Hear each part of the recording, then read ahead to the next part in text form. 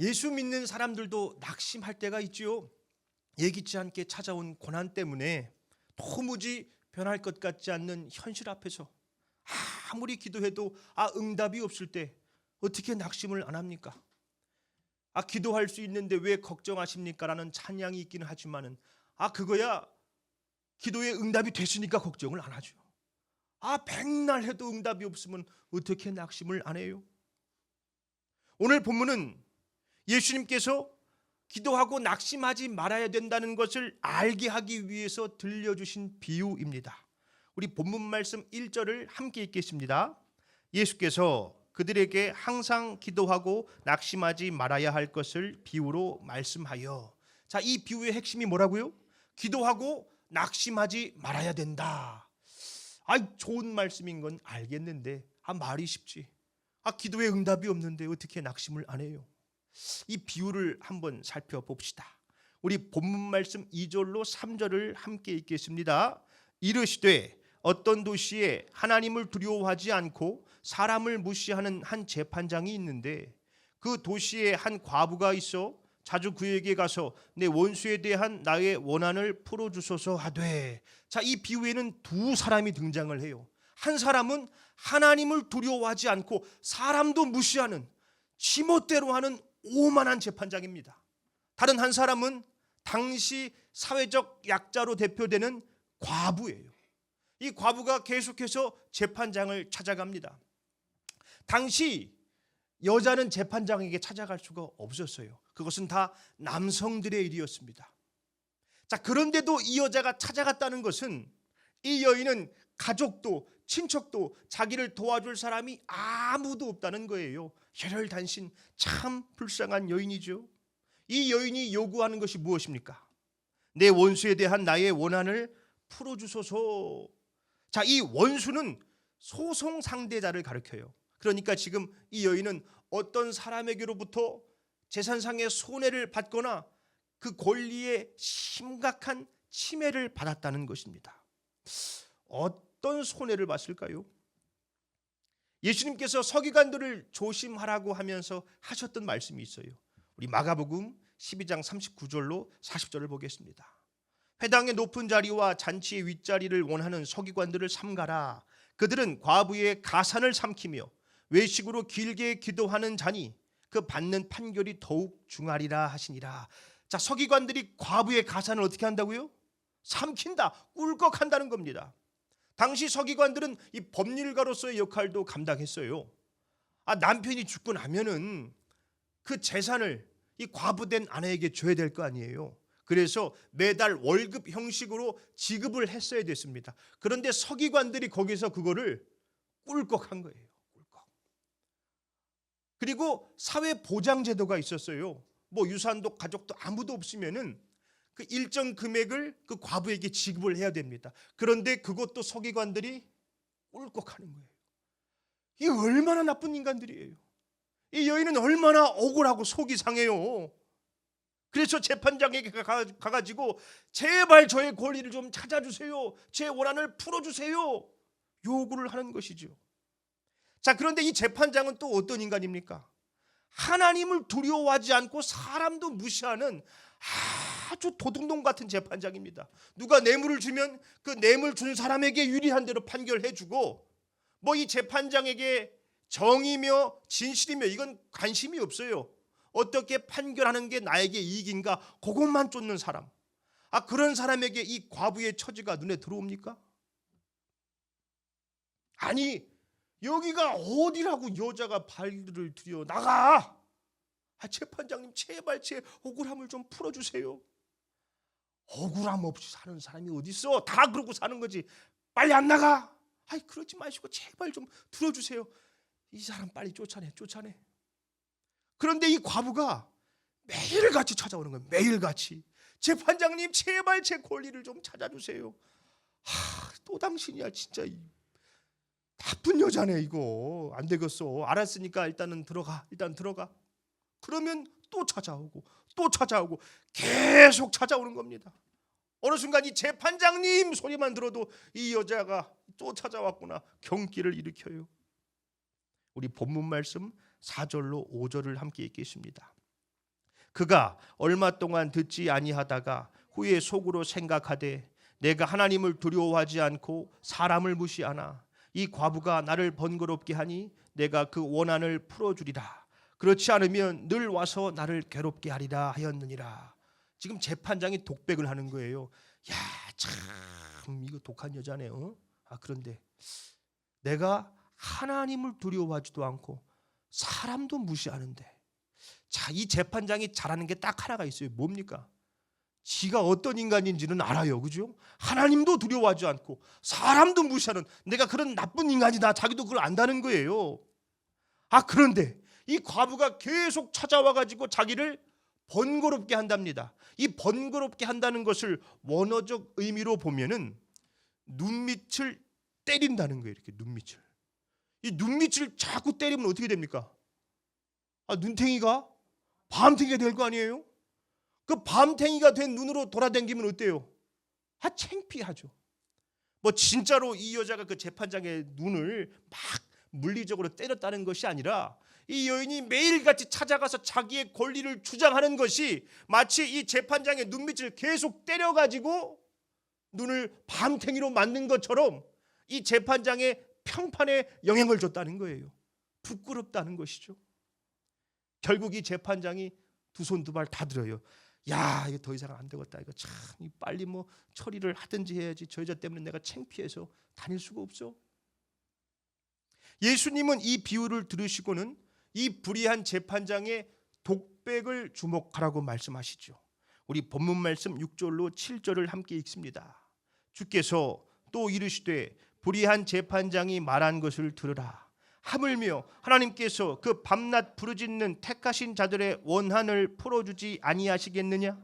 그들에게 오래 참으시겠느냐? 자칫 오해할 수 있어요. 마치 이 과부가 재판장을 계속 괴롭혀가지고 자기가 원하는 것을 얻어낸 것처럼 하나님 앞에 자꾸 기도해가지고 주여 이거 주시고 저거 주시고 그거 주시고 야 그거 그만 좀 기도해라. 이거 주시고 저거 주시고 그거 주시고 알았어 내가 들어줄게. 뭐 그렇게 내가 원하는 것을 졸라가지고 얻어낸다고 오해할 수 있습니다. 또 이런 오해도 할 수 있어요. 하나님이 지금은 당장 응답 안 해주셔도 내가 계속 끝까지 기도하면 결국에는 이루어주실 거야. 요즘 내가 좀 일이 안 풀리는 게 이게 기도가 부족해서 그런가 보다. 역시 질보단 양이지. 계속해야 돼. 이것은 오해입니다. 오해. 기도는 내가 원하는 것을 하나님을 막 졸라가지고 얻어내는 것이 아니죠. 우리가 주님 앞에 엎드려 기도하는 이유가 무엇입니까? 주님, 나는 할 수 없어요. 나는 자격 없습니다. 나 아시잖아요. 제발 나를 도와주세요. 나를 불쌍히 여겨주세요. 내 약함을 인정하고 강하신 하나님을 붙드는 것이죠. 내 뜻, 내 생각, 내 욕심을 내려놓고 주님의 마음으로 내 흐트러진 마음을 조율하는 게 기도입니다. 그래서 기도를 하다 보면은 상황이 먼저 바뀌는 게 아니라 내가 먼저 바뀌죠. 내가 바뀌니까 상황도 바뀌게 됩니다. 어쩌면 이 세상은 저 불의한 재판장과 같다 할 수 있어요. 하나님을 두려워하지 않죠. 사람도 막 무시합니다. 뭐 하나님이 어디 있어? 죽으면 끝이지. 사람보다 돈을 더 중요하게 생각합니다. 정의와 진실에는 관심이 없어요. 오로지 자신의 이익만 쫓아가지요. 이 불의한 재판장과 같은 세상에서 어떻게 해야 편하게 살 수 있습니까? 세상과 타협하면 되는 거예요. 하나님이 없는 것처럼 살아가면 됩니다. 하나님이 어디 있어? 죽으면 끝이지. 누가 그러고 살아? 누가? 요즘에는 교회를 다니는 사람들 중에도 혹시 자기가 교회 다닌다는 것을 밝히면 손해를 볼까 봐 숨기는 사람들이 있대요. 그런 사람들을 이순신 장군식 신앙이라고 한답니다. 내가 교회 다니는 것을 아무에게도 알리지 말아라.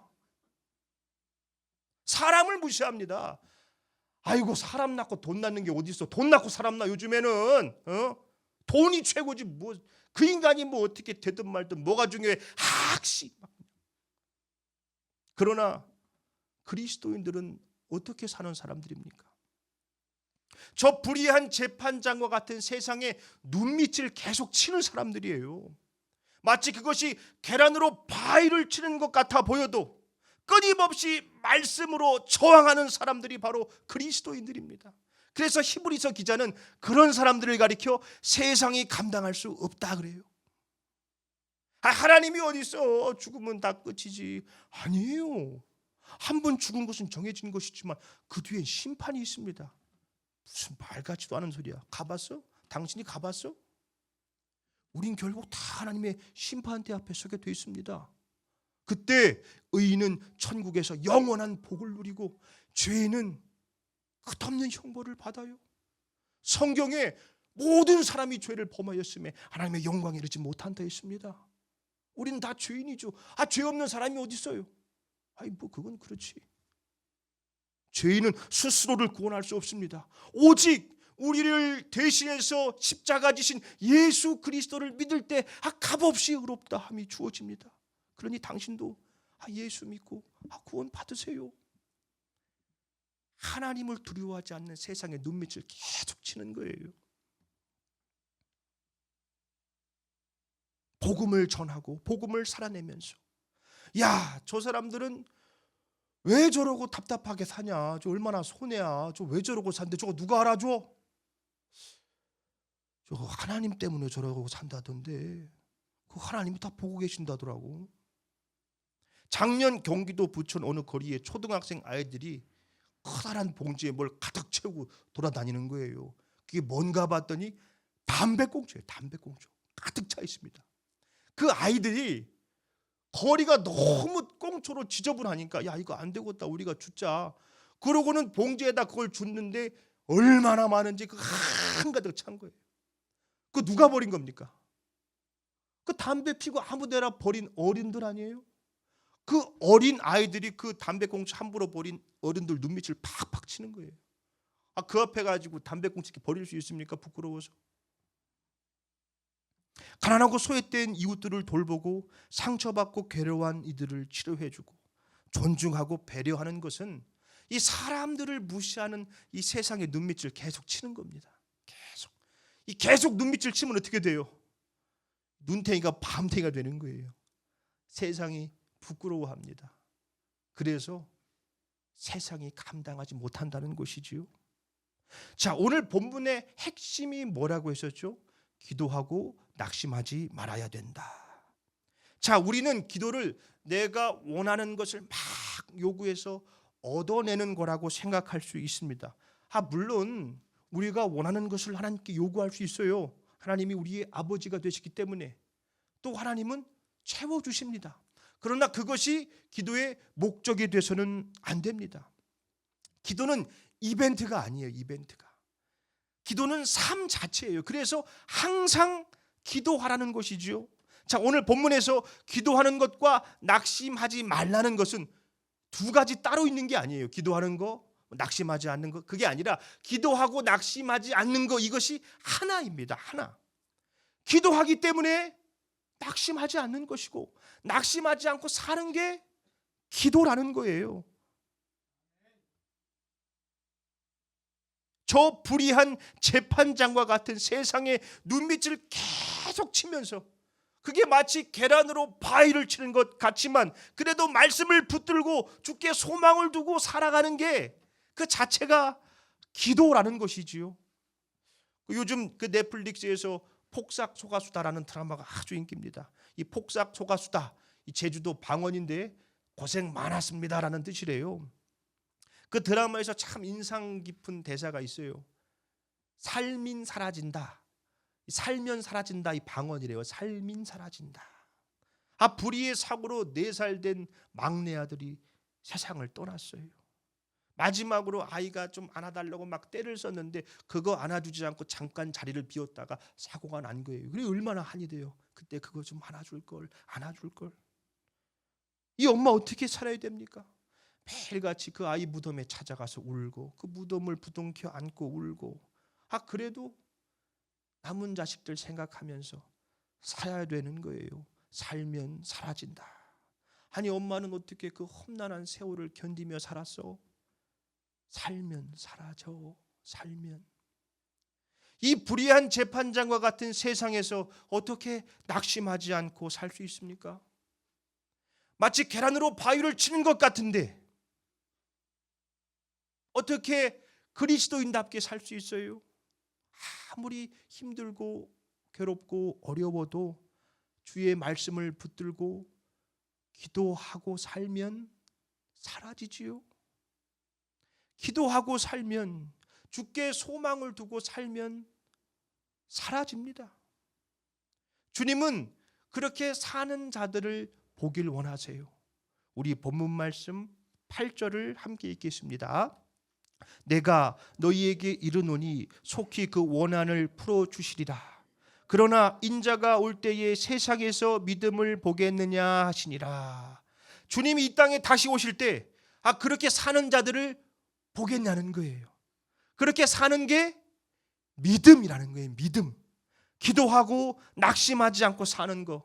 아무리 괴롭고 힘들어도 나를 살게 하시는 주님께 소망을 두고 도저히 변할 것 같지 않는 이 불의한 재판장과 같은 세상이지만 그 세상의 눈밑을 계속 치면서 복음을 전하며 하나님의 형상으로 지음받은 사람을 섬기며 치유하며 사는 그 사람, 주님이 이 땅에 다시 오실 때 그렇게 사는 사람을 보겠냐는 겁니다. 간절히 바라고 소망하는 것은 주님이 다시 오셨을 때 우리 행복한 교회를 통해서 그 믿음을 보시는 겁니다. 야, 니들이 그러고 살았구나. 잘했다, 충성된 종아. 영원한 천국의 복락을 누리자. 우리 행복한 교회가 그렇게 기도하며 낙심하지 않는 믿음으로 살아가는 자들이 되기를 예수님의 이름으로 축원합니다. 아멘.